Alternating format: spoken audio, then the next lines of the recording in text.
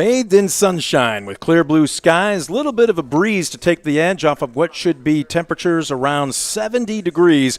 We could not have ordered up a better afternoon for softball at Defiance High School. With less than a week left to go in the regular season, everybody trying to finish up as strong as possible before they get ready for the first round of sectionals.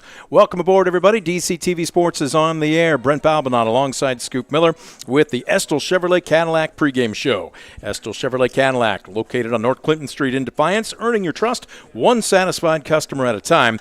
Visit them online at drivebobestill.com. Scoop, we've got two teams that are basically trying to put a little wind in their sails, or more specifically, keep a little wind in their sails entering this afternoon. This was a washout from 2 weeks ago. Originally, this game at this date was not on either team's schedule.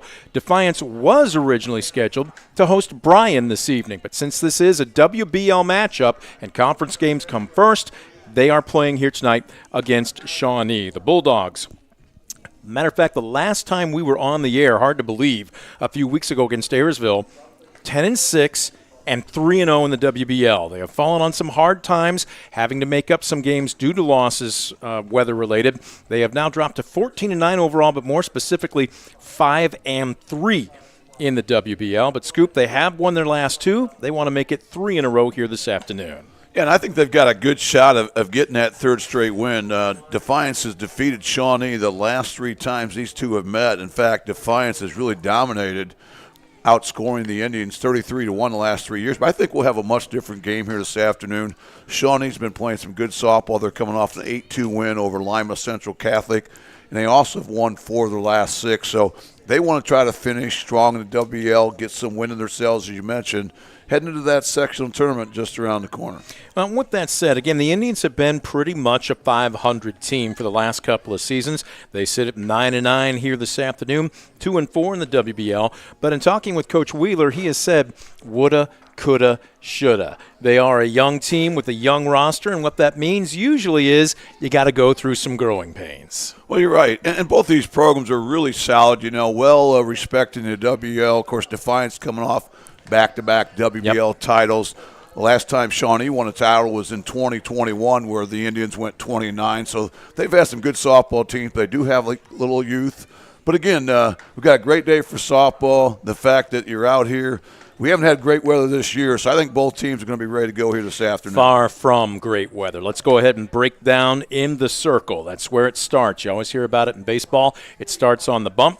Well, the same can be said in softball in the circle. And taking to the rubber, it will be Riley Rhodes, just a sophomore. Rhodes on the season is 5-1 in 10 appearances. The ERA is a little beefy at 4.41, but Scoop, like we talked about, growing pains last year as a freshman, she was thrown into the fire. She was 3-12 with an ERA that was, well, you know what? We'll just draw the curtain of charity on it. It was beefy. So, much improved, but again, still an underclassman. Well, she is, but again, she's used that experience, I think, to her advantage. She's certainly a very solid softball player, got a high upside. You got to remember, she's got a plus 3-to-1 strikeout walk ratio, so she's a girl that's going to attack the zone. She's got a whole repertoire of pitches, but I think the focus is going to be you've got to get ahead of these Defiance hitters. You can't fall behind, so look for her to maybe go to her go-to pitches a little bit more often here this afternoon. And again, Scoop mentioned her strikeout-to-walk ratio, and she has been very impressive this season. 20 walks to 64 strikeouts, so we're talking better than a 3-to-1 ratio. But I can't say the one, but certainly the most glaring issue for Shawnee, and it was the same last season, fielding. The defense committed 75 errors last year. They fielded just 877. They're in the low 900s this year, but that is still putting a lot of pressure on your pitcher. It really is. And if you look at the numbers, more than or less than half the runs scored against Riley Rhodes have been unearned. Mm-hmm. So that makes it awfully tough when you're giving away extra outs, you're giving teams extra runs. So they're going to have to play clean if they want a shot of ending a 3-game losing skid to the Bulldogs here this afternoon. On the flip side, for the Bulldogs, we have been used to seeing Natalie Ordway, the sophomore. We're going to see a freshman The baby shark, Addie Miller, is going to be in the circle for Defiance for this afternoon. Ordway will still be on the roster. She is going to be in the lineup playing right field, but we're going to see the freshman Addie Miller, and it's been a couple of underclassmen. I don't want to call it a spin of the roulette wheel by the coaching staff, but she's got several starts under her belt as well. Well, she does. This will be her 15th appearance overall. She's 7-7 with a 3.00 ERA. Opponents hitting just 249 off Addie Miller, and she has a very impressive strikeout walk ratio of 5-1. So she's really getting it done. She hasn't hurt herself with freebies, and she's trusting that Defiance defense, who seems to be getting better here as the season goes on. Now, she also has been the beneficiary of some heavy hitting. The offense has at least 2 coming into today, batters hitting over 400, and guess who one of them is? Addie Miller. She's able to help her own cause if need be. Yeah, she's had a stellar year, and they're going to need that offensive support here against Shawnee, I think, here tonight. But Defiance has been impressive. They come in scoring just over 7 runs per contest this year. They have a team batting average over 300. On-base percentage as a team nearly 400. So, again, they're really finding ways to light up that scoreboard. And certainly with Addie Miller in the circle, they have to like their chances here tonight. You see both teams finishing their warm-ups here as we are about 7 minutes away from first pitch. Gorgeous blue skies, temperatures expecting to push 70 degrees. It's a big WBL matchup as Defiance welcomes Lima Shawnee. Don't you go anywhere. You are watching the Estill Chevrolet Cadillac pregame show. We're back with more right after this on DCTV Sports. Estill Chevrolet Cadillac is this area's new and used car headquarters, earning your trust one satisfied customer at a time. Estill Chevrolet Cadillac, North Clinton Street in Defiance, and online at drivebobestill.com. For the past 70 years, Midwest Community Federal Credit Union has been your financial partner, helping you achieve your dreams and secure your future. Midwest Community Federal Credit Union, with locations in Defiance, Bryan, and Napoleon. Find out more at midwestcommunity.org. Simplify your everyday banking with convenient account options and digital banking features that fit your unique lifestyle. Premier Bank, everyday banking solutions designed for you. Explore solutions today at yourpremierbank.com.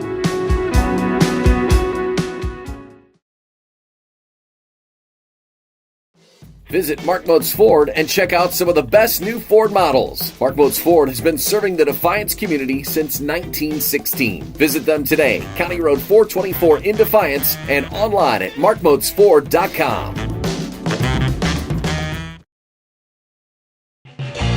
Proudly serving the area with the highest quality contracting services for nearly 100 years. Baker Schindler Company of Defiance and Paulding, 419-782-5080. Online at baker-schindler.com.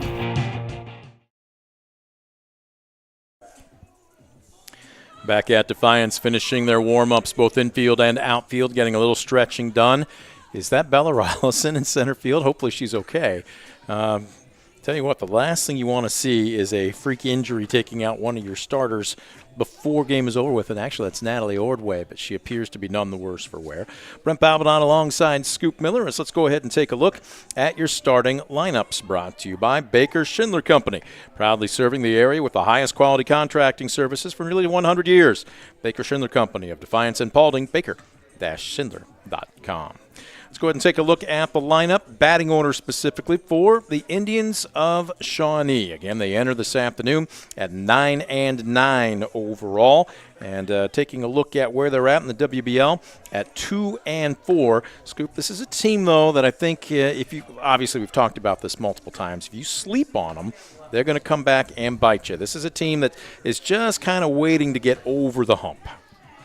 I can't agree more. You know, the fact that we talked about really the pitching as far as, you know, Riley Rhodes, a girl that struggled last year, got thrown in the fire. But this year, you know, she's found a way to win 6 ball games against just 3 losses. Their offense comes in. This is a capable offense. They're scoring 5.9 runs per contest. They have a team batting average of 321, a team on-base percentage of 411. So they've been getting those table setters. They kind of lack those clutch 2-out hits. But I think that'll come with experience. Defiance just hope that's not tonight. Michaela Browning, the sophomore, will be leading things off, playing first base. Browning again with a healthy .373 average. Batting second, Taylor Leasty. Taylor Leasty will be playing third base. Leasty, again, entering this afternoon's contest, hitting a respectable .352. Anna Menke, you and I had a chance to chat with her a couple weeks ago when this game was originally scheduled to be played. We weren't sure if she was going to be able to suit up. Earlier that week, she took a ground ball, a bad late hop, right in the throat, bruised her trachea and her larynx. She smiled and said the doctor simply said, stay off it for a while, meaning don't talk. But she is back, and they need her in the lineup as she is just an alpha. Their junior shortstop will hit third, Menke hitting .308. Riley Rhodes, the pitcher, will bat in the cleanup spot. Lila Rosas will be roaming left field. She'll hit fifth. Addison Melson in center field will bat sixth. Casey Carroll will be in right field. Addison Neff will hit eighth. She is the catcher. And then Georgia Kleppa will be the designated player. She will bat ninth in place of the flex player, the second baseman, Lily Daly. That is the order and the lineup for the Indians. Defensively, let's take a look at how Defiance will counter, and this is where they'll be in the field. And again, we're going to see the baby shark, the freshman, Addie Miller, in the circle. We talked on it. She's got better than a 3-to-1 average. Was it a 3-to-1 average? Let me double check before I put my foot in my mouth here. But again, the freshman, between her and Ordway, have been getting bulk of the work this season. She's got 14 appearances, is 7-7 in those 14 with a 3.00 ERA, 18 walks, to 90 strikeouts. That's a little bit better than a 3-to-1 ratio. She's tossed 81 2/3 innings pitched, and again, opponent's batting average against her is a respectable 249. We've got an all-underclassmen battery. Again, nails is, I think, how we referred to Chloe Seiler. Well, she's been taking a beating since our last ball game. She is healthy, but they want to give her a rest today. So she will be available if they need a reserve, but she will be watching the sophomore Aaliyah Shaver. So an all-underclassmen battery from left to right on the infield. It goes junior, senior, freshman, senior. And Bella Gutierrez, Ava Cullen, Addie Roth, and Amira Jalad. From left to right in the green, junior, sophomore, Ellie Ward, Bella Rollison, and Natalie Ordway. As Defiance has finished their warm-up, Shawnee now onto the field and doing the same thing as we're about 3 minutes away from first pitch. We're going to take a quick timeout. When we come back, we'll have Scoop's keys to the game and the national anthem. Don't go anywhere. You're watching DCTV Sports and the Estill Chevrolet Cadillac pregame show. Visit Mark Moats Ford and check out some of the best new Ford models. Mark Moats Ford has been serving the Defiance community since 1916. Visit them today, County Road 424 in Defiance, and online at markmoatsford.com.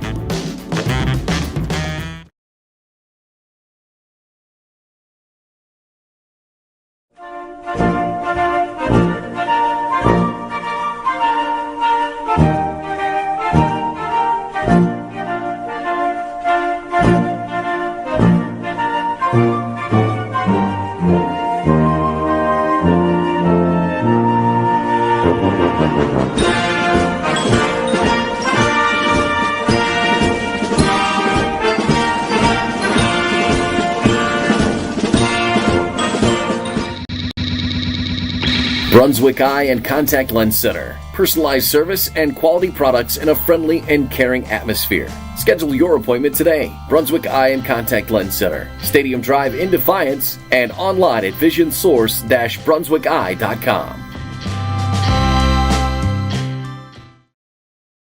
In life, unexpected challenges can test us. If you've been seriously injured in a car accident, you deserve a team that understands. Because your story matters. Call Arthur Law Firm today. We'll fight for you every step of the way.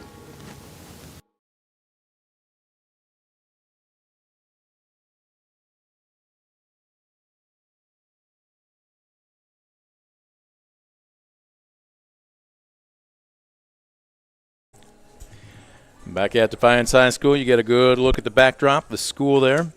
It's really an impressive sight. When they went ahead and passed the bond issue here, they did not skimp. This is just an impressive school, and it boasts some impressive athletic facilities as well, and the softball field among them. Brent Balbinot alongside Scoop Miller as we are getting set to put a wrap on the Yestel Chevrolet Cadillac pregame show.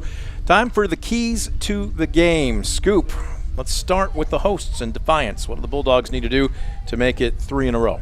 Well, I think for Defiance, they need to minimize strikeouts. They need to put pressure on that Shawnee defense, find a way to grind out at bats, come up with those big clutch 2-out hit, 2-strike hits that we've seen so many times from Defiance. When they do that, they usually get the W.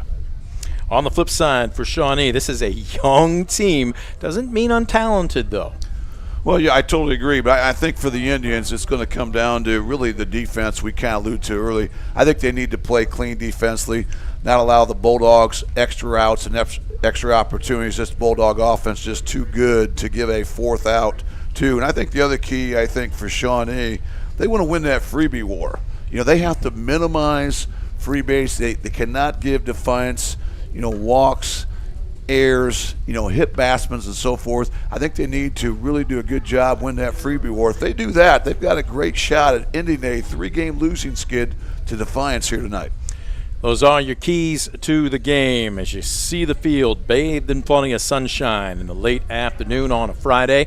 Finally, we're getting consistent, good ball-playing weather. And again, no surprise if you've lived north of the Mason-Dixon line for, say, a day, you're going to realize that the weather can change on a dime. But this is the kind of weather that the game was meant to be played in. No weather errors, no weather-related fill in the blank. And not uncommon, as we've talked about, to see the statistics that need to go up, the statistics that need to go down as you play week after week in decent ball-playing weather. Yeah, that tends to happen, early on with the cold weather is tough to get the bats going right away. It also makes it a little bit tougher to locate as a pitcher. And then sometimes with the elements, you've got a wet softball, you're trying to field, you're trying to throw, you're trying to pitch. So all in all, they've kind of battled through that, and now we've got some great softball weather here tonight. Again, I was just going through it with the crew here as they were doing their pregame setup. We've lost at least 3 softball games, and I believe probably just as many, if not maybe a couple more baseball games. And then, of course, what ends up happening is, this game being a great example of it, you're scheduled to play a quality non-conference opponent, but hey, conference games matter more, so both teams were able to adjust their schedule and make this one. Brian will have to wait for a later date if indeed they play it at all. What's that do from a coaching standpoint? I've got a pretty good idea. Players want to play games. Coaches want to practice. But when you've got to play 3, 4, sometimes 5 games in 7 days, what's that do to a team? Well, you're right. The kids, they want that major league schedule where they're really playing day in, day out. And the coaches, boy, it's awfully tough when you have a game last night. You turn around, you've got no preparation time for that next opponent. So it does make it a little tricky. But, again, that's why you put in the long hours in the off season, in the preseason, prepare for moments like this. We all know it's always an AD's nightmare in the spring trying to reschedule and juggle things together, and credit both these schools for making this happen. But again, a great night for a makeup game. It should have happened a couple weeks ago, but unfortunately, due to the elements, they've rescheduled for tonight. Well, and what ends up happening, too, is some games just don't get made up because we are literally about a week away from the start of sectionals, and let's be honest, that's what matters most. So some games will probably just fall victim to the weather and not get played at all. A situation here where Defiance and Tenora, we have yet to get a Tenora softball game on the air this season. We've had 3 rainouts for Tenora softball, one that's making me bite my lower lip because it's coming up next week. But again, Ayersville and Tenora are going to play each other on a Wednesday, but we just simply won't be able to bring that to you. But my goodness, that's a matchup, especially with the Honey Badger, Kendra Waldron taking the circle for Ayersville. Tenora trying to put some wind in their sails. Tenora will actually play Defiance on Monday, then their first round of sectionals on Tuesday, and then Ayersville on Wednesday. Their season technically might be over, and yet they're still going to play a makeup conference game the following day. Yeah, that's why it's awfully tough, especially on the coaching staffs when you have to deal with these things. But everybody goes through it, and at least for softball, you can still throw the same pitcher the next night. In baseball, sometimes you've got to juggle in a sectional game in between two conference games, and then you're really kind of rolling the dice. Do I save all my pitching for the sectional? Do I even it up? And so forth. So it gets to be tough. But again, that's why the coaches get paid the big bucks. Handsomely compensated, I believe, is the phrase. Well, you can hear Defiance gathering just underneath us in the third base dugout, and we are perched in the press box right on top of them. Shawnee has finished their warm-ups as we are getting set for the playing of the national anthem. Late arriving crowd as the weather is going to hold up for this one, and we'll wait and see. Well, now Shawnee's going to go ahead, and as you can see him coming out of the dugout, they're going to huddle up on the top of their dugout and get ready to go. But however it works, whatever your pregame ritual is, we're getting set for first pitch. We want to remind you, as we're going to have a busy week next week, as we will be on the air. It will be, Tuesday. We're going to have Defiance baseball, home versus Archbold. Then on Thursday, we will be right back here on the other side of the complex as Defiance softball will be taking on, I believe, is it Lima Senior in the first round of sectionals. And then on Friday, this ought to be a really good one. Baseball takes center stage. We are at Tenora as they welcome Bryan. And then, of course, the following week, we're going to get ready for sectionals and districts for high school baseball. So, Scoop, as much as we had washed out through the first probably 6 weeks of the season, we're going to try and cram in as much as we possibly can over the next 2 weeks. Well, you and I are like players, so we love this type of year. We love it when we got game after game here. And as you mentioned, going to be some good ones. We've got some great non-league matchups. We've got some great sectional matchups. And, again, a fun time of the season for all of us. Well, there you take a look at the baby shark. Addie Miller, the freshman, getting the starting nod. She's had 14 to her credit here this season. And she will get the starting nod as sophomore Natalie Ordway will stay in the lineup, but she will move to right field. As finishing the warm-ups, just trying to stay and put a little edge on. You don't want to get too lathered up, but at the same time, you want to be loose. And we take a look at the freshmen, as we talked about. A little bit of a light crowd, but a cool, refreshing beverage. Who doesn't enjoy one, especially on a day like today? Infield practice still being warmed up as we're getting set to get it going here. And this is taking a little bit longer than I think we had originally anticipated, but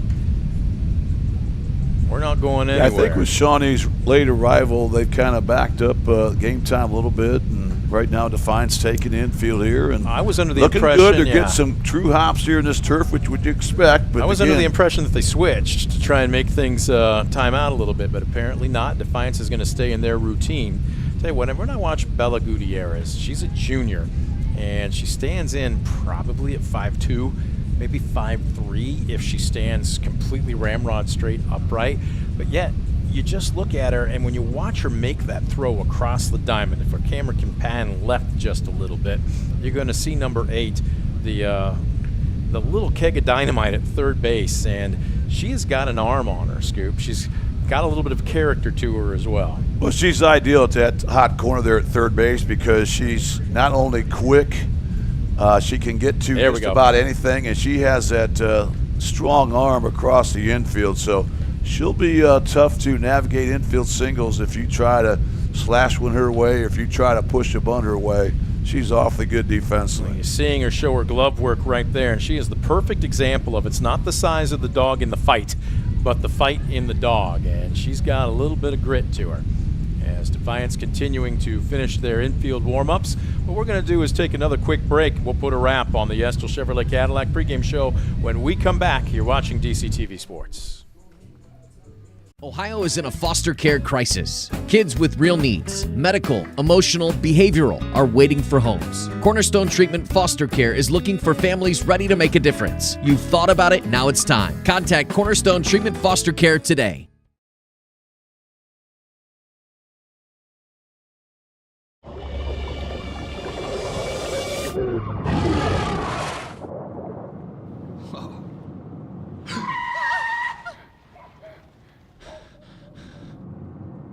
Eyes forward. Don't drive distracted.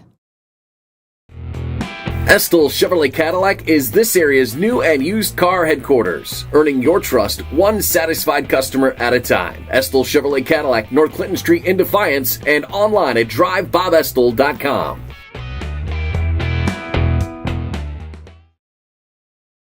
For the past 70 years, Midwest Community Federal Credit Union has been your financial partner, helping you achieve your dreams and secure your future. Midwest Community Federal Credit Union, with locations in Defiance, Bryan, and Napoleon. Find out more at midwestcommunity.org.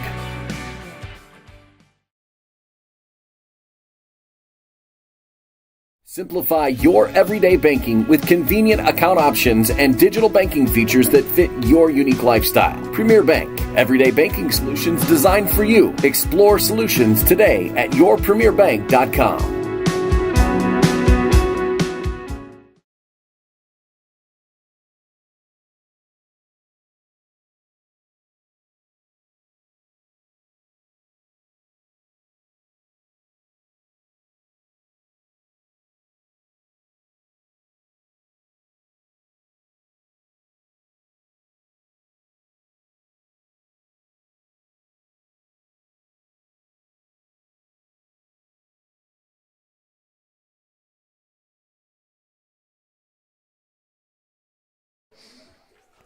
Estill Chevrolet Cadillac pregame show continues as Defiance finishing their warm-ups.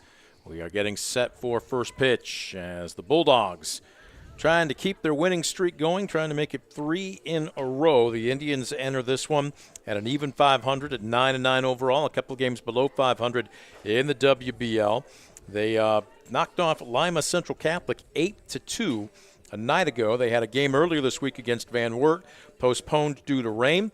They lost 3-1 against St. Mary's Memorial, but back on the first of the month, knocked off New Bremen 9-2. So again, 9-9 overall, 2-4 in conference play. For the Bulldogs, 14-9 overall, 5-3 in the WBL. But to think they started 3-0, so they've gone 2-3 over the last 3 weeks. And I know in talking with Coach Parrish, a situation where we talked about cramming as many games as possible into such a short amount of time. They had to do exactly that, and he thinks it took a little bit out of them. Looking at their schedule, again, they were on the road 3 straight games in a row, and if I could find their schedule underneath a small cubic ton of paper, they were at Salina, at Elida, and I believe it was at Kenton. Back to back to back. And he said they really struggled. He goes, that did take a lot out of them, both physically and a little bit mentally. Well, I think you're right. And again, that's, the thing about playing spring ports in Northwest Ohio here, sometimes that happens. But, this is a Defiance team that always has the bar set high. We talked about they're coming off back-to-back Western Buckeye League titles. They were looking to get their 10th overall this year, but it's not going to happen as right now Salina looking good at 7-0. They can clinch an outright title tonight with the win against St. Mary's Memorial. And right now, for Salina, trying to go 9-0, trying to win their first WBL title since 2019 when they tied with Defiance at 8-1 for top honors in the Western Buckeye League. You talk about cramming games into a short amount of time, even at the end of the season. Again, Defiance has Shawnee tonight, then tomorrow on the road at Lincoln View, then a couple of days off on Monday at Tenora. That game was a month in the making. It was washed out almost 5 weeks ago, and then blink, and 2 days later, they're home back on this field against Lima Senior for the opener of sectionals. Yeah, well, I'm glad they're making that game up. I mean, I think you owe it to your kids. Try to get every game in you can. It's not always possible here with the elements that we talked about. But, again, you do get kind of backlog a little bit. But I think you use that as a way to maybe develop depth, get some repetitions. And, of course, the kids love it. They get a chance to play day in, day out. We're going to take another quick timeout. When we come back, we are going to get set for first pitch. You are watching the Estill Chevrolet Cadillac pregame show located on North Clinton Street in Defiance on DCTV Sports. Visit Mark Moats Ford and check out some of the best new Ford models. Mark Moats Ford has been serving the Defiance community since 1916. Visit them today, County Road 424 in Defiance, and online at markmoatsford.com.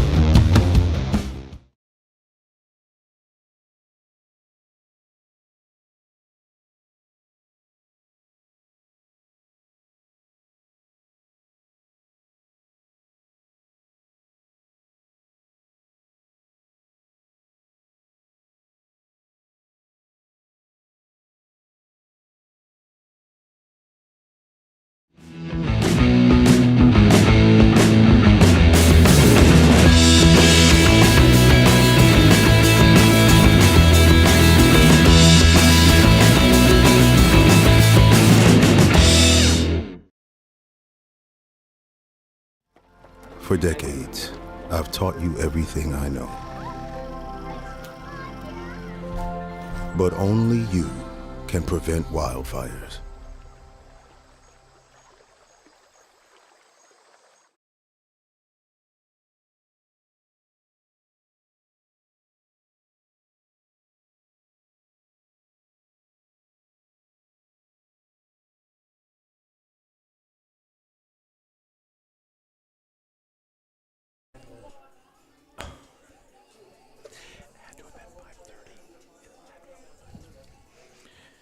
The Estill Chevrolet Cadillac pregame show continues on DCTV Sports. Brent Balbinot alongside Scoop Miller. And Scoop, I think it's pretty obvious this is a 5:30 start. So we were unaware of that. But how do you spell filler? Balbinot, Miller. So what do you got there in your hot little hands? Because if there's a man that over-prepares, it's the man standing to my left right now. I know you wanted to kind of break down some of the conference action and standings, so feel free. The floor is yours. Well, right now, let's take a quick look at the Western Buckeye League standings. Salina, as we mentioned, sitting all alone in first place at 7-0. Just a half game back is St. Mary's. The Rough Riders sitting at 5-1. But again, they cannot control their own destiny. Wapak is 6-2 right now. Elida is 6-3, and then you have Defiance 5-3. This is Defiance last WBL game, so they'd love to finish at 6-3. Bath right behind the Bulldogs at 3-5. Shawnee sitting at 2-4. Van Wert 1-7. Kent 1-7, and Otto Glandorf 1-5. And if you look at the WL this year, Brent, it's been a very competitive league. In non-league games, the Western Buckeye League has won over 55% of those games. So, that's awfully good, I think, especially the fact that all the talented teams in this local area and so forth, some of the teams out of Lama. And, again, overall, the WL very represented at the state tournament. 12 Final Four appearances. 3 state runner-up and a couple state champions. I think those were both Lima Bath. I think in 01 and 2014, the Lady Kittens were able to break through and get a couple state championships for the WL. But, again, we all know how solid the WL is. It doesn't matter if it's on the guys' side or the girls' side. Very competitive league from top to bottom, as we all know. Well, and it's a situation, and understandably so, that the larger metro areas tend to have the larger concentration of talents, obviously. So the teams in the Columbus area, Cincinnati, certainly Cleveland, I'd even say Toledo, about 50 minutes from here. Yeah, those teams, those programs, those athletes tend to get more coverage, if you will. But I would say hiding in plain sight in the WBL, I'd even go with the GMC for some of the smaller divisions.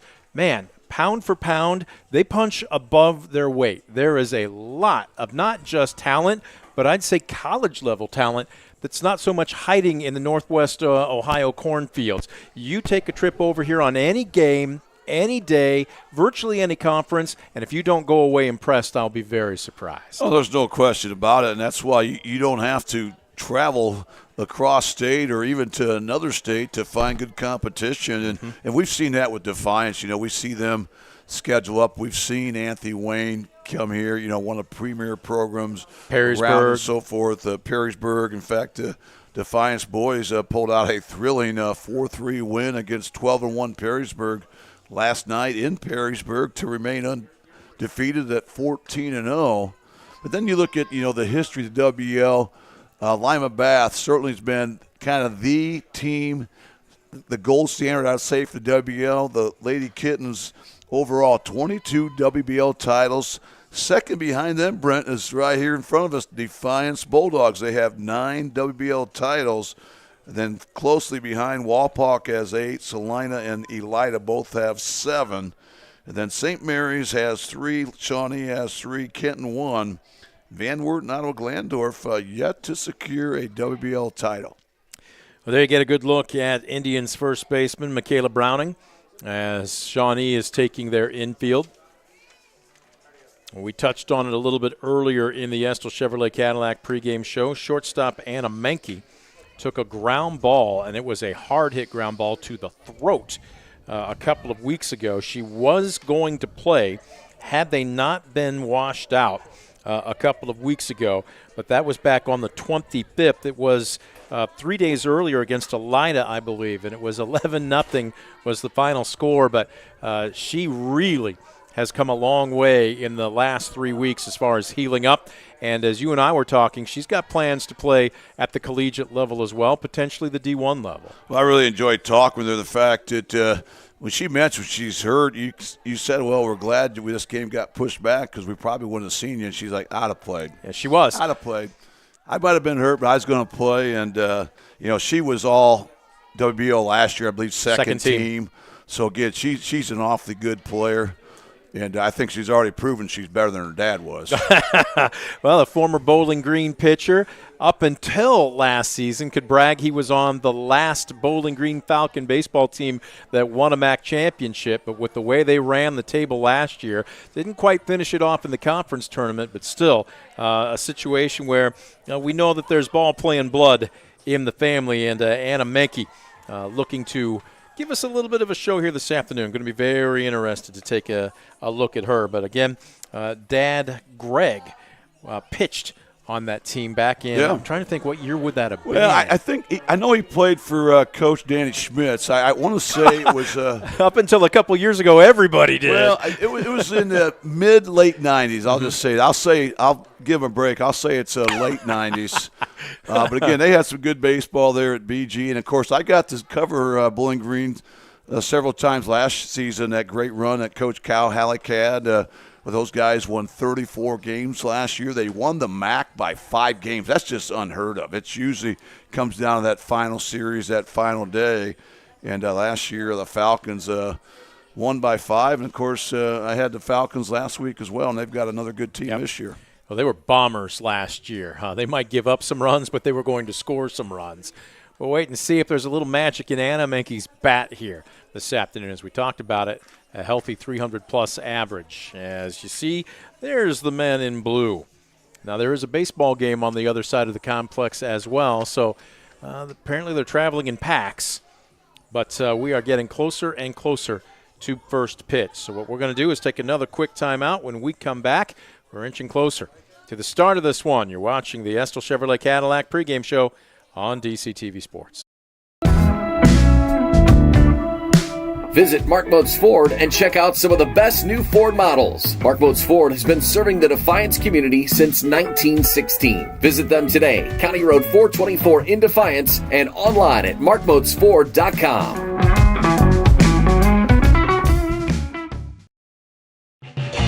Proudly serving the area with the highest quality contracting services for nearly 100 years. Baker Schindler Company of Defiance and Paulding, 419-782-5080. Online at baker-schindler.com.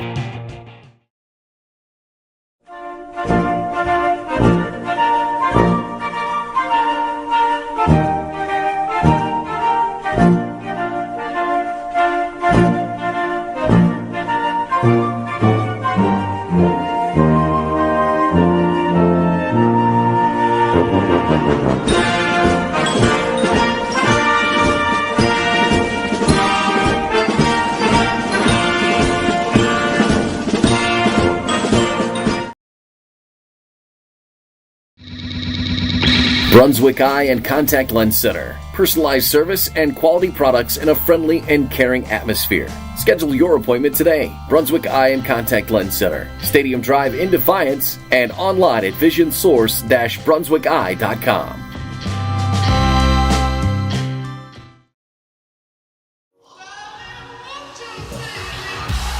Being your best isn't just about taking care of your body. It's about taking care of your mind and mental health. Find the resources you need to make your mental health a priority. Love your mind. Ohio is in a foster care crisis. Kids with real needs, medical, emotional, behavioral, are waiting for homes. Cornerstone Treatment Foster Care is looking for families ready to make a difference. You've thought about it, now it's time. Contact Cornerstone Treatment Foster Care today. Estill Chevrolet Cadillac is this area's new and used car headquarters, earning your trust one satisfied customer at a time. Estill Chevrolet Cadillac, North Clinton Street in Defiance, and online at drivebobestill.com.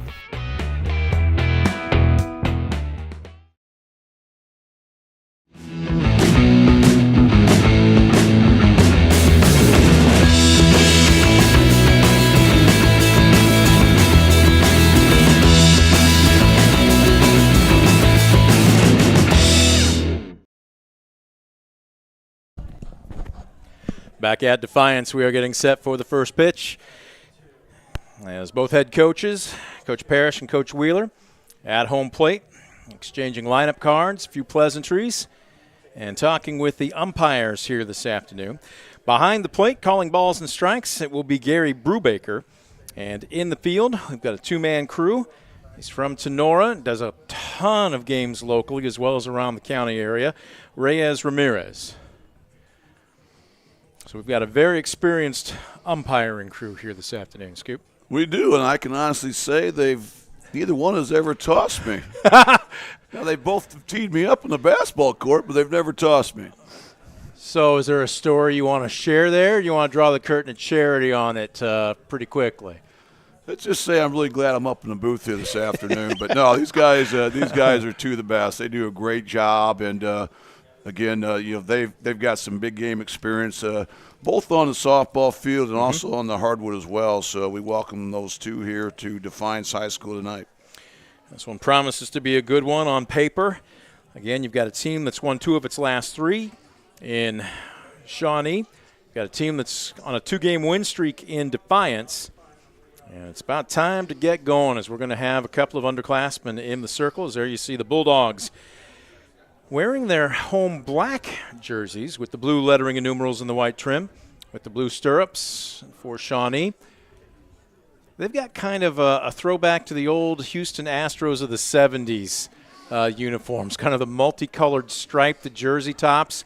They've got the black trousers with the red stripe and the white piping down the leg areas there, but getting set to get after it here. And again, if you're Shawnee, I don't want to call this a statement game, but for lack of a better term, I can't think of anything else to put it in here. This would be a huge feather in their cap to, number one, get above 500 as well as get set to head into the final week of the regular season. Yeah, it certainly would be. So that's why I think it's going to be important. Defiance has to come to play. You know, Defiance has struggled closing out close games. The Bulldogs just 1-4 one-run games. So they want to get some separation early. They need to come ready to play against this up-and-coming Lima Shawnee Indian team here this afternoon. Both teams coming out along their respective baselines as we are getting set for the national anthem, brought to you by the Defiance County Veterans Office. Proud to support local veterans and their families.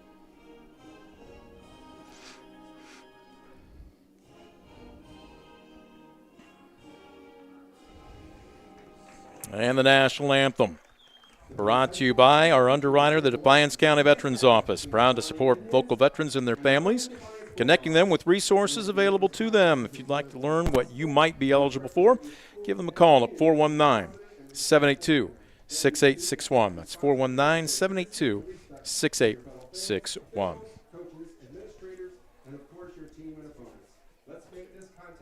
We're looking at a 5:30 start time instead of a 5 o'clock. But hopefully our sponsor, Estill Chevrolet Cadillac, felt like they got their money's worth here this afternoon. Nothing left to do but get after this. Scoop, how many times earlier this year did we talk about look at the flag and see which way it's blowing out? There were days where you would have thought Bob Ross painted it stiff. We had afternoons, late evenings, where it was easily 30, 35, even upwards of 40 miles an hour. This park did not play true. The old phrase, there's no such thing as a routine fly ball on a day like today, was more than regular in our vocabulary. Today, not the case. Plenty of sunshine, practically no breeze whatsoever, clear blue skies. You can't get a truer environment to play a softball game than this one. Well, you just can't. We haven't had many of those all season. In the press box, you can't always tell what the wind is, but you look at that, the Stars and Stripes, you always know. But right now, when I look out the Stars and Stripes, looks like the wind is blowing straight down. That thing's not even moving. No, not at all. Which means pitcher's park, hitter's park, or a push today? I think it's going to be a push today. I think the temperatures, it's in the upper 60s right now, so I think it's a good hitting day, but it's not really going to carry a lot till you get it into the 70s. There you see a good look at Stars and Stripes right there, and as Tim McCarver would say, wind is blowing straight down as you look at it. Starting lineups for the defense being introduced. As we mentioned, Addie Miller, the freshman, in the circle. It's an all-underclassmen battery as Aaliyah Shaver, the sophomore. Behind the plate, you got a freshman in the circle, a sophomore behind the dish. Get a good look at her. Again, Chloe Seiler, the normal starting catcher. She could go if they needed, but just needed a rest. We talked about playing so many games in such a compact amount of time, and as a catcher, in her first year of varsity, catching a couple of first-year varsity pitchers, let's just say she has sacrificed her body for the team good this season, and the coaching staff rewarding her by giving her a break. And there you see the young sophomore who takes the starting job today. Yeah, I like it, the fact that you get a chance to get some reps. We've got that young battery, as you mentioned. And remember, Defiance is coming off an 11-1 win against Shawnee a year ago in Lima. But again, I think we're going to have a little different feel today. This is the Shawnee team, as we've talked about. They've got some good young talent. They're starting to put the pieces together. They also have an offense, as we mentioned, hitting north of 300 on the season. There, get a good look from our center field camera. We'll get a good look, if not just upstairs and downstairs, but inside and outside.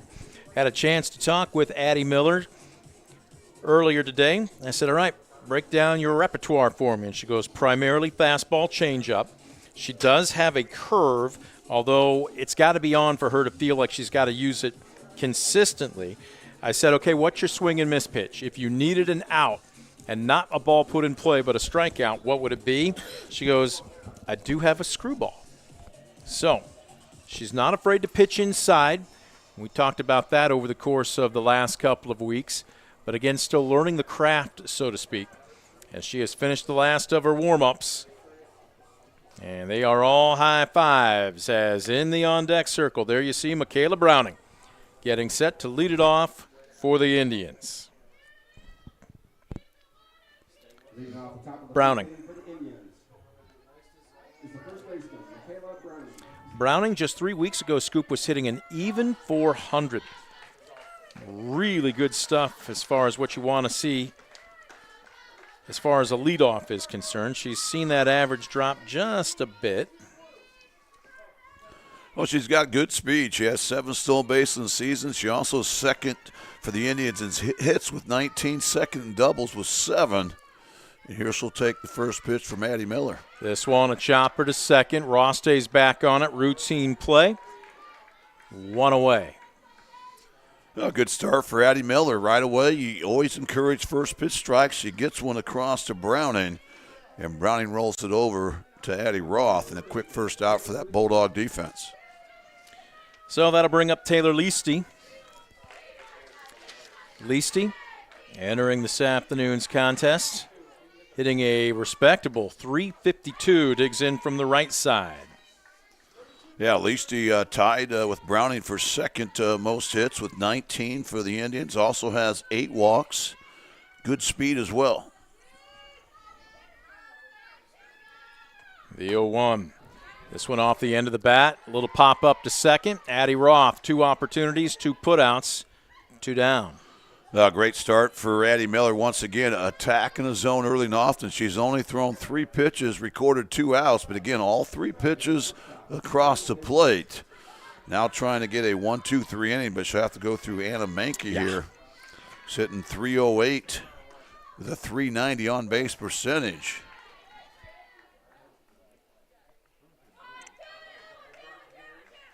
Menke looking at a 1-0 count. Righty-righty matchup. Freshman versus junior. Miller deals. Swing and a miss.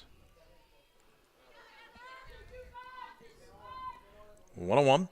Outfield for the most part straight away. Normal play depth. Dimensions 205 to all areas of the park. Swing and a miss, and it looks like Miller pulled a string on that nasty changeup. And now ahead in the count, 1 ball, 2 strikes. Yeah, great-looking changeup that time from Miller. She's able to kind of paint that outside edge with it. Swung and a miss. She got it for strike 3, and then as a Premier Bank strikeout, it's a 1-2-3 inning. No runs, no hits, no errors, and nobody left the board. We're through 1/2 inning. Shawnee nothing. Defiance coming to the plate. You're watching DCTV Sport.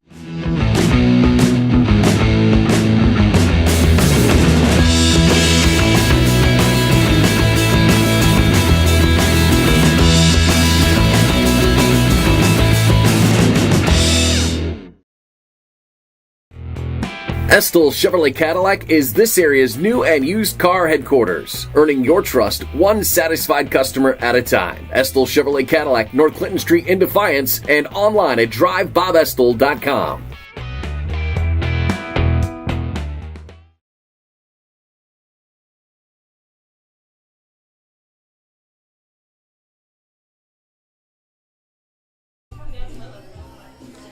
Back at Defiance, it was a 1-2-3 inning for the Bulldog freshman Addie Miller. Her counterpart getting warmed up, and you can take a look at her right there, is the sophomore Riley Rhodes. Scoop, Riley? Yeah, for Riley, this will be her 16th appearance on the season. She has a 1-loss record of 6-3, 4.03 ERA, opponents hitting .314. Off Riley Rhodes, and as we mentioned in pregame, has a plus 3-1 strikeout walk ratio. So she's very effective. You know, she's going to be fastball heavy, I believe, but she does have a plus change, so she'll throw that quite a bit to both righties and lefties. And she also, I think, when she gets an opportunity to get a punch out, maybe that curveball or rise ball will be the pitch she goes to. Let's go ahead and take a look at the Defiance batting order as we'll see the 9 that will take to the box here for the Bulldogs. Leading things off right there, the senior shortstop, Ava Cullen, digging in from the right side. Cullen having herself a fantastic senior season. Scoop, last game that we covered was a disappointing loss about 3 weeks ago to Ayersville. She was hitting around 400. How about this? She's hitting 474 now. She's only getting better. Yeah, no doubt about it. An on-base percentage of .549. Again, she leads Defiance in about every category: runs, hits, RBIs, home runs, walks, you name it. 2-0 fouled away. Rest of the order, Addie Miller will bat second, the pitcher. Designated player, Viviana King-Mayeka will hit third. Ellie Ward batting cleanup. Bella Gutierrez, the third baseman, hitting fifth.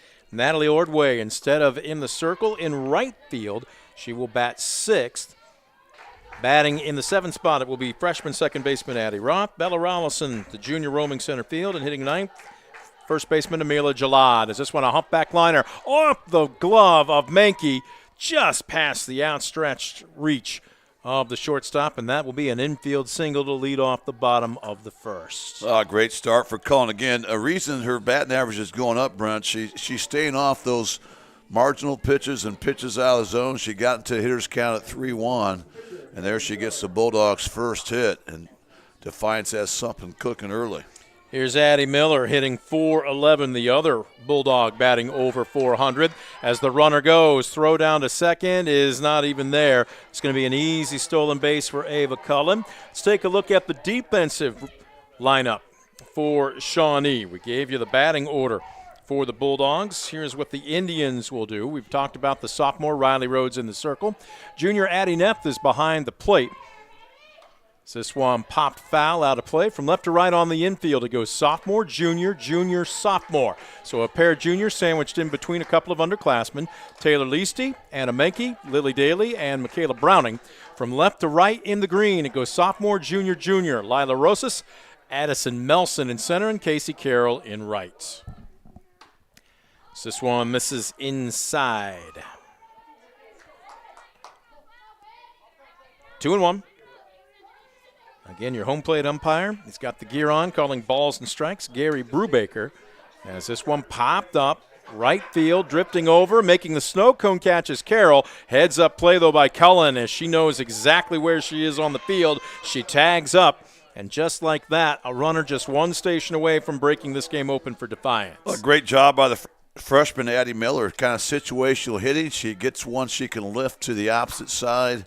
Nice catch there by Casey Carroll in right field, but heads up base running by Cullen as she takes third base. And now Defiance, chance to strike first here with one out, and Cullen on third. Golden opportunity with only one away, as you heard Scoop mention, for the designated player, Viviana King-Maeku. Hitting .318 on the season, 9 RBI. Number 10 standing at third as she's looking at an 0-1 count and swings right through it, strike two. King-Maeku.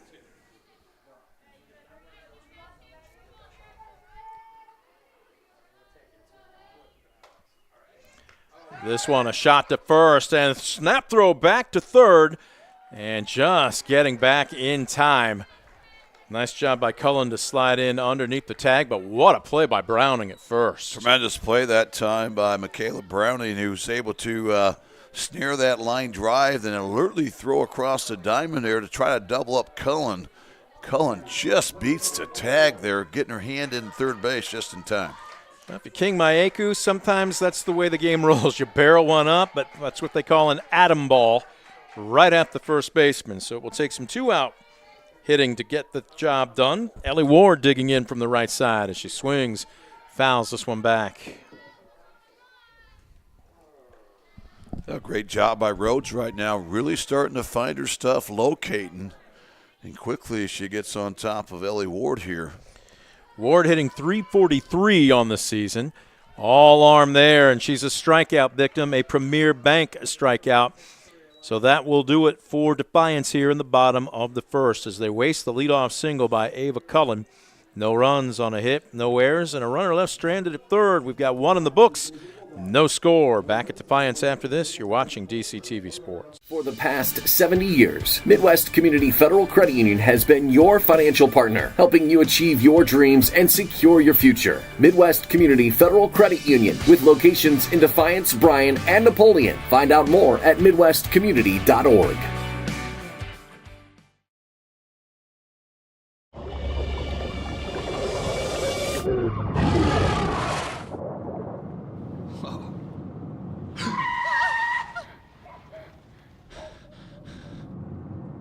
Eyes forward.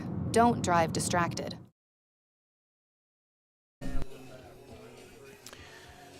There you take a good look at Coach Wheeler sauntering down to the third base coaching box and into the shade. So we're working our way through the latter portions of a Friday afternoon here at Defiance. Both teams threatening in the first inning, but nobody able to bring home the leading tally. So the top of the second will bring up 4, 5, and 6 for the Indians. Riley Rhodes, Lila Rosas, and Addison Melson. First pitch. Home plate umpire Gary Brubaker raises his right hand, says strike one.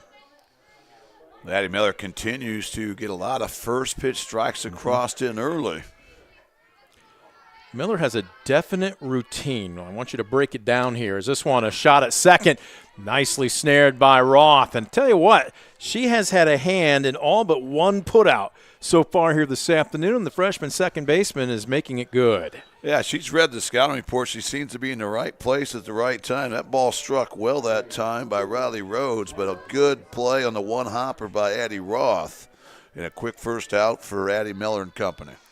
So here's Rosas hitting .349. This one well struck into center field, going back, and it's over Rollison's head all the way to the wall. Rounding first and standing up into second base with a one-out double. Rosas with the first hit of the ball game for Shawnee. That's a great swing by the sophomore, Lila Rosas that time. She came out swinging early, and she got a pitch she could drive, and Rollison did all she could to try to get behind that baseball, but that ball was barreled up.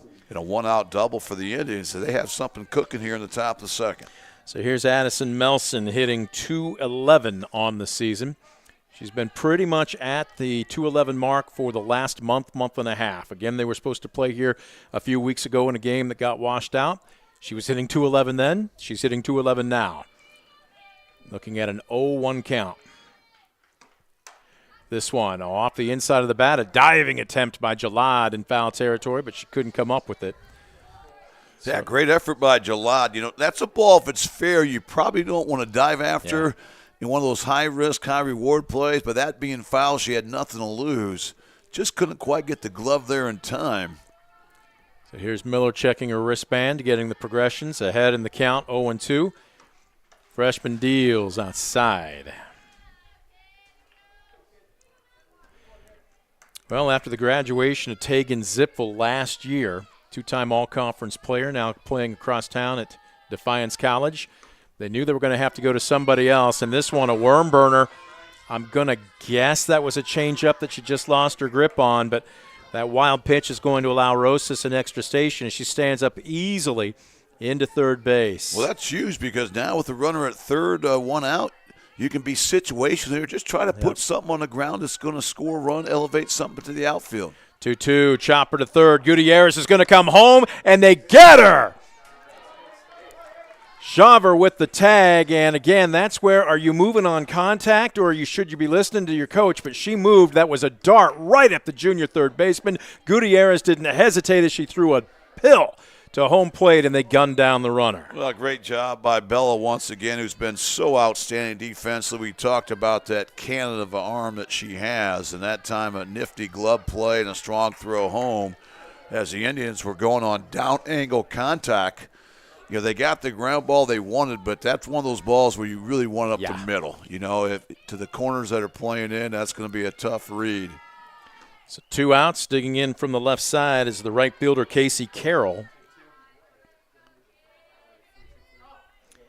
Carroll hitting .386, but the difference is instead of 2 outs and a runner at third, 2 outs and a runner at first. This one underneath it, popped up, shallow right field. This is no man's land, and Roth can't track it down. Rounding second, the throw's going to be up the line. Can Gutierrez make it 2 in a row? Play at the plate, got her! Wow. Bella Gutierrez, we see you. 2 tremendous plays by the junior third baseman to keep Shawnee off the board. We're going to score that 4-9-5-2. It all ends up the same as the third out at home plate. We'll head to the bottom of the second. Defiance with some great defense to keep Shawnee off the board. You're watching DCTV. Simplify your everyday banking with convenient account options and digital banking features that fit your unique lifestyle. Premier Bank, everyday banking solutions designed for you. Explore solutions today at yourpremierbank.com.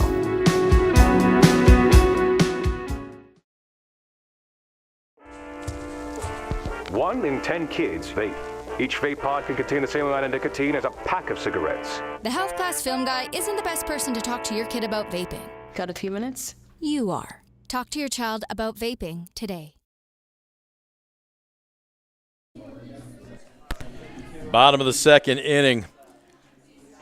Mark the top of this frame down, and in particular, junior third baseman Bella Gutierrez, throwing not just 1, but 2 Shawnee players out at home plate to keep this a scoreless contest. What a great job at Defiance defense. You know, not many times you're going to give up a double, then a wild pitch, and then a base hit, but yet you get out of that inning unscathed. That's what happened because we had 2 tremendous plays from Bella Gutierrez at third base there. And look who's leading off the inning. She had 2 assists to home plate. Oh, she squares the bunt. That had a ton of English on it, and it came back. She had everybody fooled, and if that had stayed fair, that was going to be a base hit. Well, that was trouble off the bat, but credit to Taylor Leasty that time, the third baseman for the Indians. She saw the spin it had on it. Instead of picking up fair territory, she let it roll foul. Ends up being a strike. But, boy, that was inches away from an infield bunt single.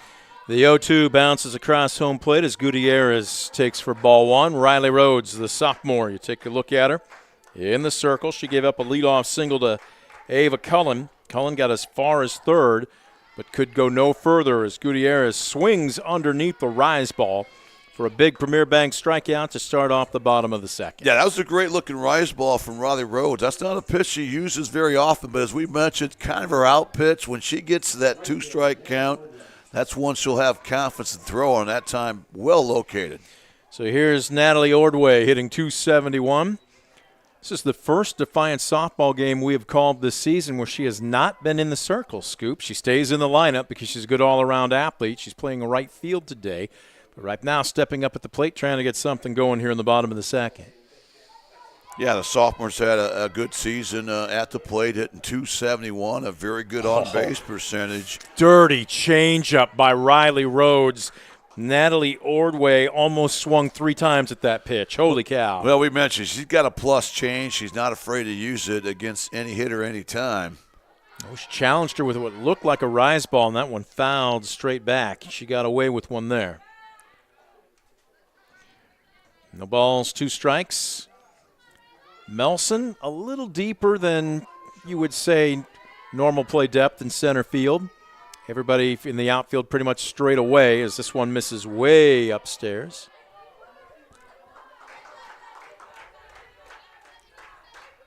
Good crowd on hand here this afternoon.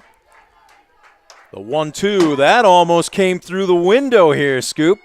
That was very close. Yeah, she turned on that ball that time. Just had plenty of barrel on it, but way out in front. That was coming in our living room. Yep. Almost took out one of our press box cameras. 1-2, change up. She just got a piece of it. She was way out in front.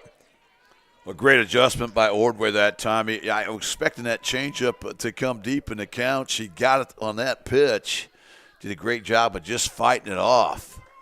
So 1-2 after fouling away 3 straight, make it 4 straight. And this is becoming quite a competitive at-bat for Natalie Ordway. Boy, it has right now. Just find a way to stay alive. And she's done a great job fighting off some tough 2-strike pitches from Riley Rhodes.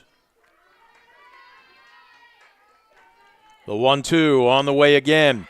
Chopper down to third, off her shoe tops. Tried to guide that one over, but it misses in the cellar.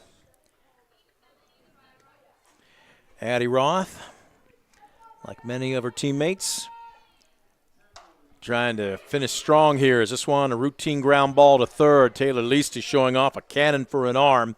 Score at 5-3 on each of the last 2 batters, and that will retire Defiance in order here in the bottom of the second. No runs, no hits, no errors, nobody left the board. We're through 2.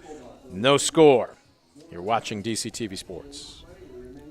Visit Mark Moats Ford and check out some of the best new Ford models. Mark Moats Ford has been serving the Defiance community since 1916. Visit them today. County Road 420 since 1916. Visit them today. County Road 424 in Defiance and online at markmoatsford.com.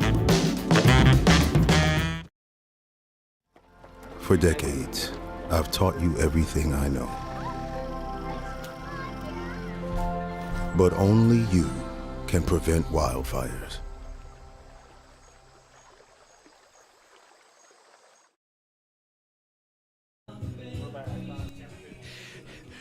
I don't know where they got Glenn Campbell and Southern Nights from as far as the playover music is concerned, but holy cow, my mom would be in 7th heaven if she were hearing this song right now. Welcome back to Defiance, ladies and gentlemen. 4-wheel drive trip down memory lane takes us back to the here and now. Top of the third will bring up the bottom of the order for Shawnee. It will be the 8-hole Addison Neff to lead it off. The 9-hole Georgia Kleppel, the designated player on deck, and then it will roll over to the top of the order of Michaela Browning.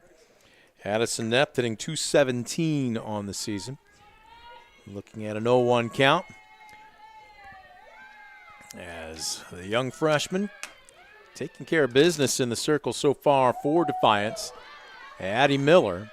Scoop, I want you to watch Miller after the delivery of each pitch because she has a distinct pre-pitch ritual. She will take the ball, she'll walk all the way outside the circle, probably about 3 or 4 steps before she readjusts. I mean, she has a very definitive pre-pitch ritual. Yeah, I don't want to compare her to Al Hrabowski, but that's who I think of because she goes behind the mound or behind the circle. All right, she gets set. She has her see back her right there. She's going through it again. Yeah, she has her back to play. Then she gets squared up, gets her arm kind of loose. But, again, it's a matter of getting mentally locked in. So she has that routine, has a lot of confidence in it. The 1-1, strike on the corner. And there you see her once again walk behind the circle. Yep. It's a good look from our first base cam. She gets the call from the dugout, checks the wristband to see what pitch it is, and then, again, focused and locked in. This one popped up, drifting back at short, 1 foot in front of the outfield grass. Cullen makes the routine put out. Nice pitch again by Miller, and credit Cullen. Did everything right. A lot of times kids will drift on that ball. She went back right away, called off her left fielder, took charge of it. Big first out for Addie Miller. So here's Georgia Kleppel digging in. Kleppel from the right side takes a big swing, comes up empty. Kleppel, am I seeing this right? Now, granted, her sample size is smaller, only 15 at-bats. But, man, she's been taking the cover off the ball, hitting over 500, and that's a laser right at center fielder Rollison. She only had to take about 1 step over. She had her played perfectly 2 down. Well, she did, and good thing because that ball was hit on the screws that time by Klepper, but an atom ball as Rollison just had to take a couple steps back, was able to make that catch. So great start here in the third inning for Miller. There you take a look at Bella Rollison, as cool as the other side of the pillow. Very good-natured young lady, always a pleasure to talk to. So the lineup will turn over, and here's Browning digging in. Third inning, second at bat. She's 0 for 1 with a ground out to second.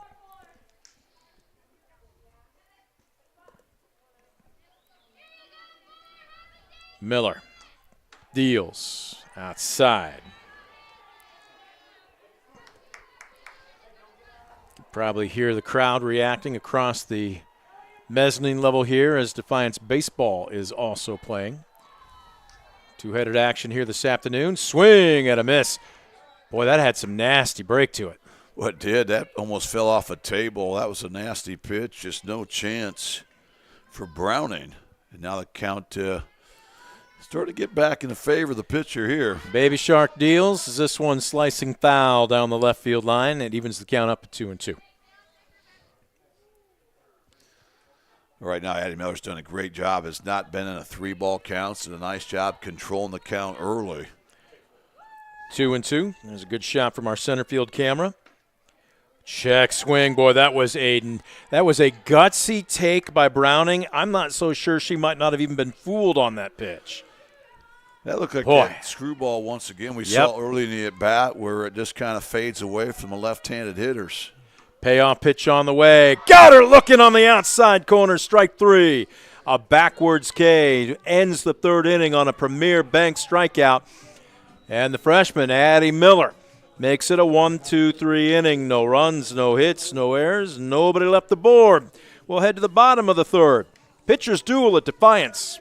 We'll see if the Bulldogs have some offense when we come back. You're watching DCTV Sports. Simplify your everyday banking with convenient account options and digital banking features that fit your unique lifestyle. Premier Bank, everyday banking solutions designed for you. Explore solutions today at yourpremierbank.com.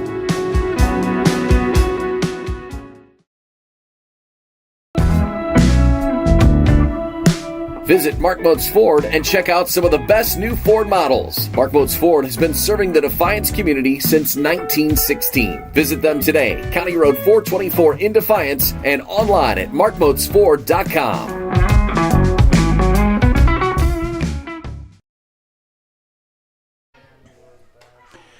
Bottom of the third at Defiance brings up the bottom of the order for the host Bulldogs. 8 and 9. Bella Rollison leads things off as she swings at a pitch downstairs and fouls it back, 0-1.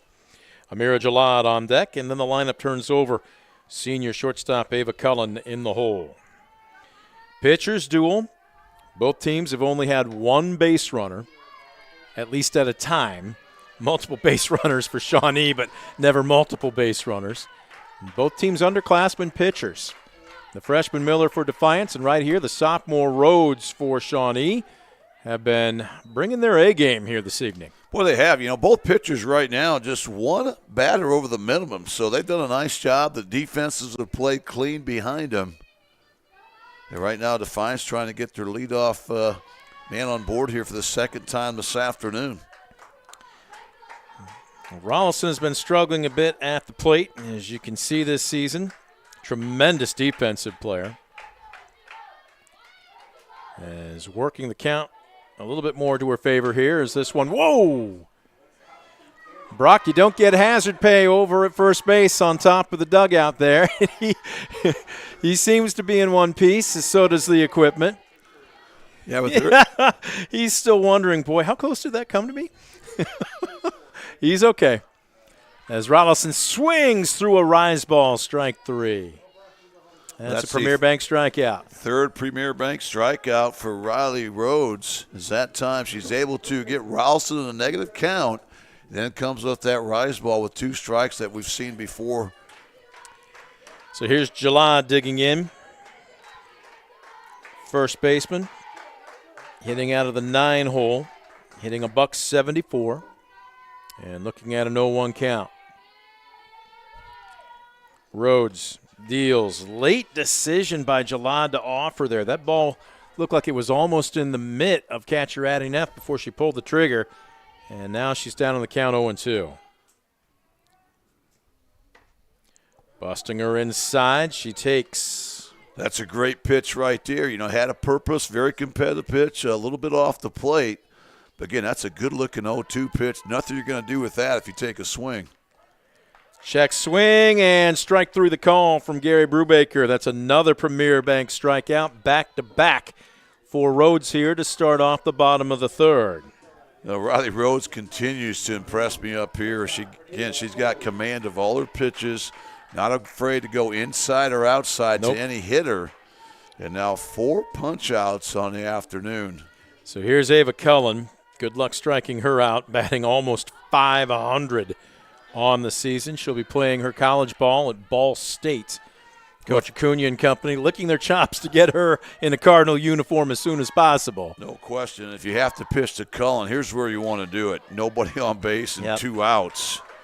But still, you don't want one pitch to beat you right here. So you still want to make some quality pitches. But remember, if she gets on base, she's got great wheels, and she'll be off and running. Oof, tough pitch. Paints the black on the inside corner.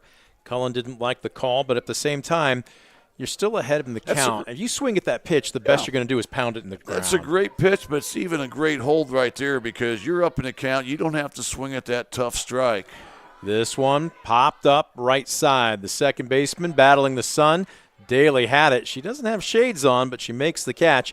And it's a 1-2-3 inning for Rhodes and Shawnee here in the bottom of the third. No runs, no hits, no errors. Nobody left the board. ABBA will take us to our next time out. You're watching DCTV Sports. Proudly serving the area with the highest quality contracting services for nearly 100 years. Baker Schindler Company of Defiance and Paulding. 419-782-5080. Online at baker-schindler.com. Brunswick Eye and Contact Lens Center. Personalized service and quality products in a friendly and caring atmosphere. Schedule your appointment today. Brunswick Eye and Contact Lens Center. Stadium Drive in Defiance and online at visionsource-brunswickeye.com.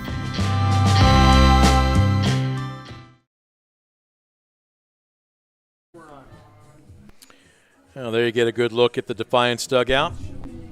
Coaches, players, and all. See Coach Brooklyn poring over that stat board. No score.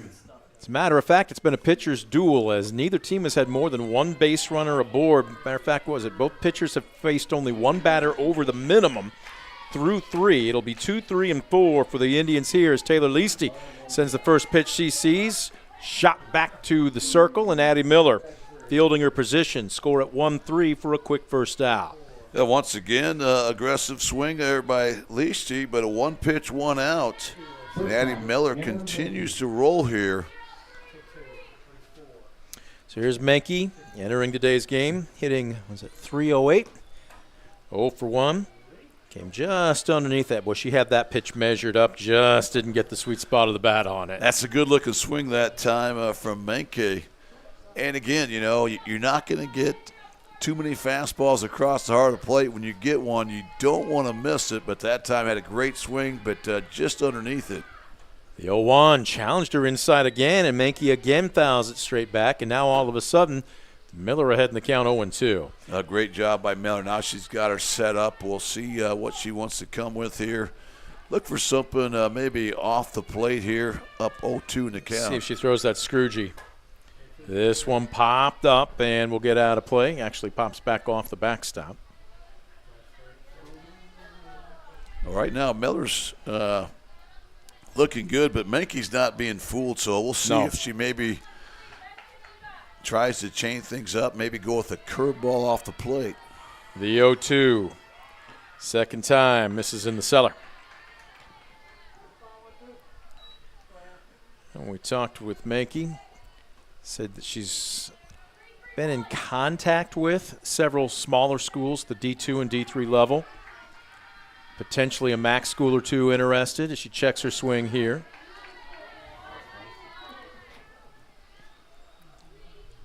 Of course, her dad's alma mater probably thinks she would look good in brown and gold, or pardon me, brown and orange. We'll wait and see. 2-2. Swing and a miss on a rise ball. She got her for another Premier Bank strikeout. Tremendous job by Addie Miller. And again, the whole key for Miller is controlling the count. You know, getting early strikes certainly helps. Once you get 2 strikes and a hitter, boy, the percentages go in the favor of the pitcher, and that played true right there. There's now 3 strikeouts for Addie Miller in the afternoon. So here's Riley Rhodes digging in. Counterpart versus counterpart. First pitch swinging, shot down to third. Gutierrez has it. Nice stretch by Jalad, and it's a 1-2-3 inning. No runs, no hits, no errors, nobody left the board. Pitchers pitching here this afternoon. Scoreless ball game through 4. We're back in 60 seconds. You're watching DCTV Sports. In life, unexpected challenges can test us. If you've been seriously injured in a car accident, you deserve a team that understands. Because your story matters. Call Arthur Law Firm today. We'll fight for you every step of the way. Ohio is in a foster care crisis. Kids with real needs, medical, emotional, behavioral, are waiting for homes. Cornerstone Treatment Foster Care is looking for families ready to make a difference. You've thought about it, now it's time. Contact Cornerstone Treatment Foster Care today. We welcome you back to the Midwest Community Federal Credit Union broadcast booth. Midwest Community Federal Credit Union celebrating 70 years, helping you achieve your dreams and securing your future. You can visit them in Defiance, Bryan, or Napoleon, and is always online at midwestcommunity.org. Bottom of the 4th brings up 2, 3, and 4 for the Bulldogs. Scoreless game. Addie Miller, the freshman for Defiance, has been dealing. And the young lady in the circle right now for Shawnee, sophomore Riley Rhodes, has been up to the challenge as well, as this one, a strike at the knees. Miller 0 for 1 with a fly out to right all the way back in the first. That was a great 1-0 pitch right there from Rhodes. Paints the knees on the outer third. This one, a chopper down to third, having to charge, and my goodness, Taylor Leasty, both teams' third basemen, have just been playing some spectacular defense this afternoon. Well, they're almost a mirror image of each other, you know. They're so quick with their feet, but they also have good soft hands, strong arms, and that time made that play look awfully easy. Big first out for Riley Rhodes, who now is really on a roll. She's retired the last 9. That'll bring up the 3-hole and designated player, Viviana King-Maeku. Maeku barreled up a ball, sent a pill down the first base line in the first, and it was snared by Michaela Browning. Took away a hit and what would have been an RBI at the time. 1-1. You see King Maeku's average there, very healthy.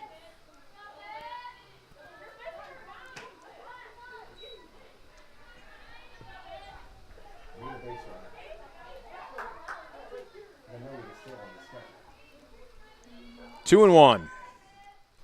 Rhodes steals. This one fouled straight back.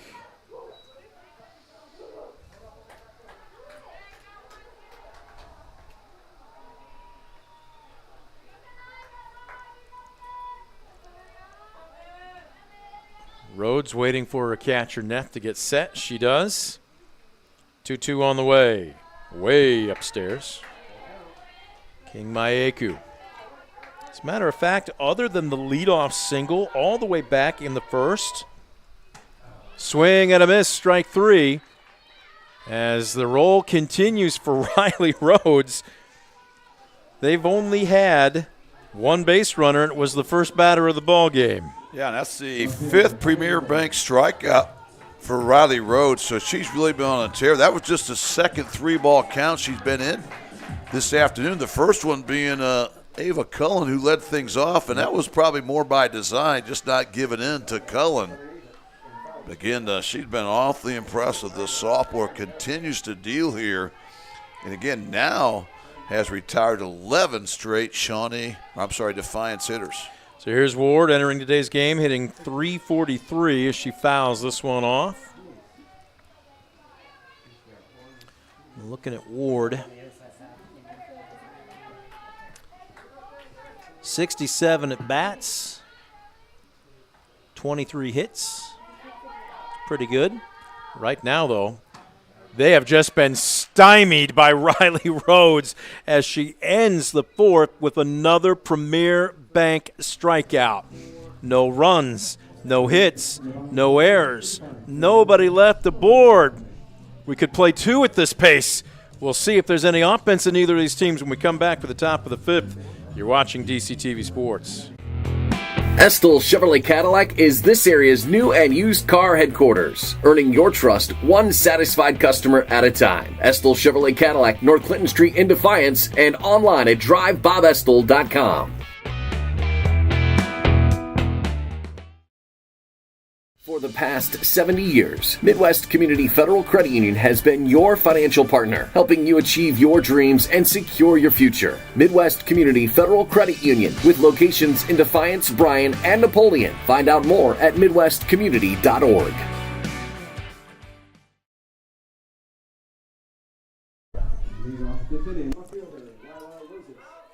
We head to the top of the fifth. It will be the 5-hole. Lila Rosas to lead things off for Shawnee. Addison Melson on deck. Casey Carroll in the hole. First pitch swinging. Lazy pop up into foul territory. Coach Wheeler gave it a minimal effort. At least he didn't get spiked. Rosas 1 for 1. She doubled deep to center field, but then was thrown out trying to score by Bella Gutierrez. Bella Gutierrez that inning threw out 2. Whoa, that one will keep you on your toes. Bella Gutierrez that inning scoop literally has been the difference in this ball game. Not for her offense, but for her defense. She gunned down 2 Indians at home plate in that frame. Yeah, that really changed that second inning around where the Indians put up 2 hits, had a wild pitch, and still came up empty. Swing and a miss as Addie Miller picks up a Premier Bank strikeout. Great start for Addie Miller, who's been very impressive as well. She now has 4 strikeouts on the afternoon, and she's also retired 7 consecutive Shawnee hitters. So here's Melson digging in. She reached on a 5-2 fielder's choice back in that frame. She was also gunned down trying to score on a crazy 4-9-5-2 putout that was basically a bloop single to very shallow right field when Roth finally did track it down. Her throw to third was wide, but Gutierrez was more than up to the task and threw her out trying to score. Yeah, that was the second of 2 amazing plays by Gutierrez. This one popped up, shallow center field. Cullen back, makes the call, puts the leather to it. 2 down. A great job by Miller, who continues to pound the zone, hitting her spots. And now looking for her third consecutive 1-2-3 inning. See if Casey Carroll has anything in the bat. Carroll stepping up from the left side. 1 for 1. She had that bloop single back in the second, and she's underneath this one, foul territory. Gutierrez runs out of room as you can hear the ball bounce off the roof of the press box. Well, one thing that has been impressive with both of these underclassmen hurlers, Scoop, they haven't fallen behind in the count very often. They have been on top most of the afternoon. Well, I've been so impressed. Miller has not been in a 3-ball count all afternoon. This one a blooper just past the outstretched arms of Roth. That is a seeing eye single, just the second hit of the ball game. It comes with 2 down here in the top of the 5th. A great job by Carroll, who twice now has got base hits to that right side, both kind of bloop variety. But with 2 outs, the Indians have something brewing here. So here's Neff digging in from the right side, 0 for 1 with a pop out to short. Neff takes a strike on the inside corner. Well, that was one of the things that Addie Miller told me when I was talking with her during the pregame. She said, I'm not afraid to pitch inside. As a matter of fact, they have demanded it. Too many pitchers. You can say the college level, but certainly at the prep level, Scoop, they just don't come inside for various reasons, whether it's concern about control, concern about hitting a batter. As this one, a chopper to third, off the heel of the glove, and a heads-up play by Cullen to eat the softball rather than try and risk a bad throw. Yeah, smart play by Cullen that time. No chance you're going to throw out Neff on that ball that glanced off the glove of Gutierrez. I think that'll go down as an E5. Okay, I do too. But again, smart play by Cullen to minimize things. You might want to see here, maybe make that arm fake to maybe bait that lead runner to round second base hard. So here's Georgia Kleppel digging in, and we are waiting. Do we have a pinch hitter here? Do we have a pinch runner? What do we got? I cannot see the name or the number. We have a courtesy runner for Shawnee, and this is going to be number 22, Angelina Carapando at first base. So Georgia Kleppel will now dig in from the right side.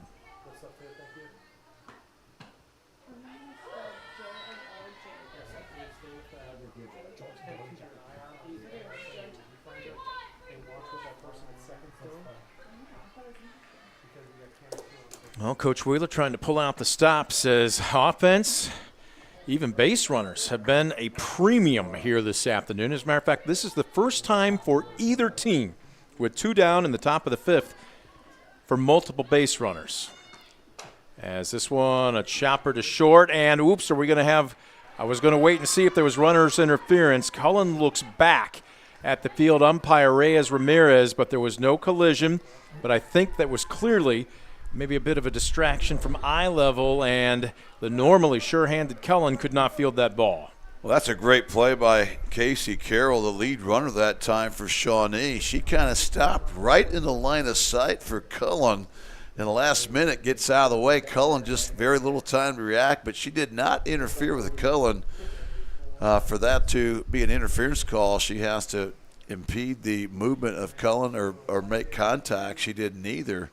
So, again, this is a good heads-up base running play. And after 2 quick outs, the Indians have loaded the bases here in the 5th inning. Couple of errors, an Indian at every base, but still 2 outs. If you are Miller, now you have a force at any base. 1 out gets you out of this inning unscathed. But the top of the order has turned over for the 3rd time. Michaela Browning, 0 for 2 with a ground out to second and a strikeout looking, digs in. Swings and misses. Boy, she wasn't guessing. Well, she was, and Browning's really been their best hitter consistently all season long, so probably the girl that Coach Wheeler wants at the plate right here. But a good first pitch by Miller has her in a hole 0-1. Checks the swing just off the outer corner. You heard a few exhales from the Defiance dugout. Boy. Well, that's a tough pitch to lay off on. That just missed by an eyelash to even things up at 1-1. Browning waits. This one a grounder back to the mound and going home. Doesn't matter where. You had to force at any base there, Baby Shark. And Addie Miller gets the put out. Score it 1-2, and with it, turns Shawnee away. The biggest threat of the ball game for either team sees the bases left loaded. No runs, 1 hit, 2 errors, an Indian at every bag, but none come home. We will head to the bottom of the frame. Defiance dodges a huge bullet. The question is, do they have some offense in them? Stick around and find out. You're watching DCTV Sports. Simplify your everyday banking with convenient account options and digital banking features that fit your unique lifestyle. Premier Bank, everyday banking solutions designed for you. Explore solutions today at yourpremierbank.com.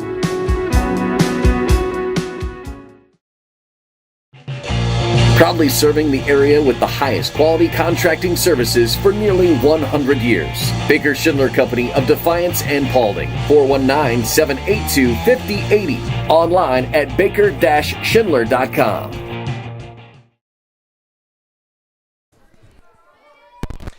Bottom of the 5th. Defiance nothing.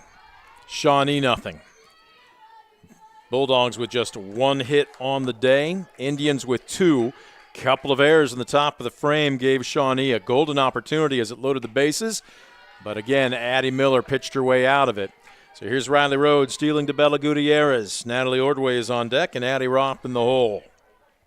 5th inning, Scoop. This is just the second trip to the lineup for the Bulldogs as the sophomore in the circle for Shawnee hasn't so much been an Indian as she's been a Bulldog herself. She has been impressive today. She really has. She's really had a lot of confidence. We've seen that with her ability to throw inside or outside to any hitter using all her pitches. Rise ball upstairs. 3-1.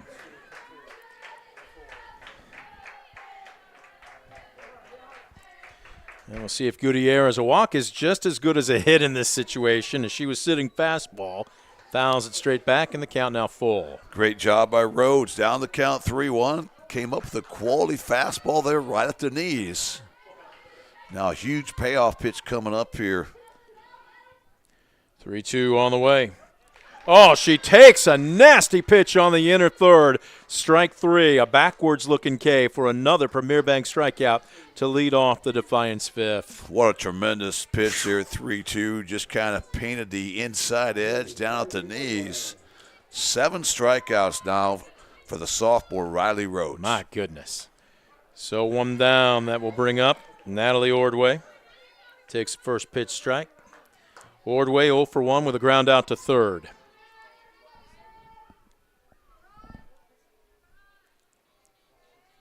Rhodes pulls a string. This one well struck into right center field. Melson going back. It will bounce off the base of the fence. Rounding first and standing up into second base. A 1-out double for Natalie Ordway. Pose for your teammates there, kid. Wow, what a great shot there by the sophomore Natalie Ordway. She just missed going yard on that.